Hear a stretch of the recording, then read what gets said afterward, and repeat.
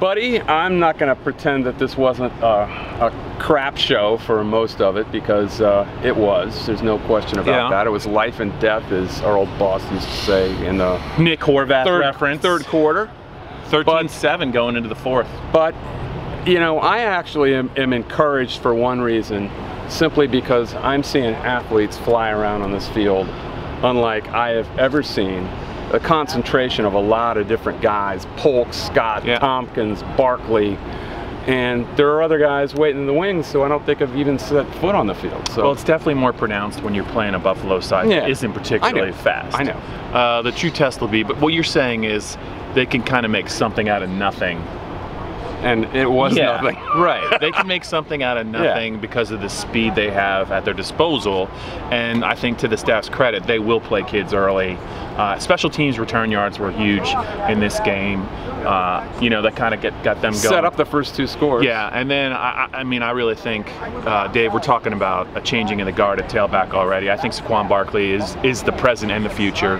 And I think that you will see him get the lion's share of the carries moving forward. I think he's that good. You got that feeling in the post game when he was talking about Barkley and then Lynch, didn't you? It was telling when he said, "Well, we brought Akeel Lynch back in the game to pass block on third down." Yeah, and then he said, and he'll still have a significant role. Significant is like the worst kind of word you want to hear when you're a starter and then you're not a starter. Yeah.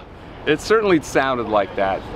Otherwise, Andrew Nelson, everyone's going to want to know about him, who started at left tackle, usually starts at right tackle, but Paris Palmer didn't work out very well against Temple. Started at left tackle, the most dependable lineman they've had, and he got rolled up on his left knee, and it didn't look good, but apparently it's not catastrophic, and I think we can expect him back at some point in the next few weeks, maybe. When Naeem got hurt, James came right out and said he was done for the year. I think he'll be back sooner rather than later. And it's a chronic thing.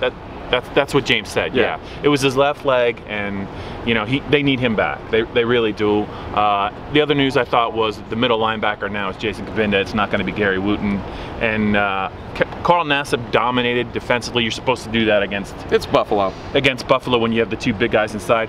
I also think Troy Reeder played very well in his first career start. I think he's a guy that you're going to see on the field a lot too at linebacker. All right, that's it from Beaver Stadium. Next week, Rutgers for an 8 o'clock start. It's a stripe out, Dave. It's a stripe out.